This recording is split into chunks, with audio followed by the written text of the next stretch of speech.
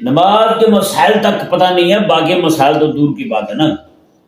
اب کو بندہ یہ کہے کہ جی میں تجھے نماز پڑھ رہا تھا، مجھے کیا پتا تھا کہ کیسے پڑھنی ہے، یہ تو مولویوں کو پتا تھا، مولویوں کو پتا تھا، تجھے پہ لازم نہیں تھا تو بھی سیکھے۔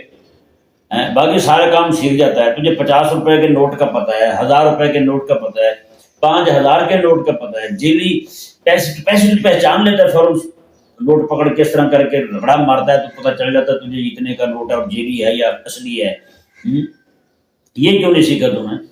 جو اللہ تبارک و تعالیٰ نے تم پر نماز لازم کی تھی، جی جو نفع تمہارے نفع کا کام تھا وہ سارا سیکھ لیا ہے۔ حالانکہ سب سے بڑا نفع تو یہی تھا، لیکن چونکہ وہ نفع نقد ہے اس لیے اس کو سیکھ لیا ہے۔ یہ نفع چونکہ اس کا نفع قیامت والے دن ہونا ہے، اس کی طرف متوجہ نہیں ہو رہے۔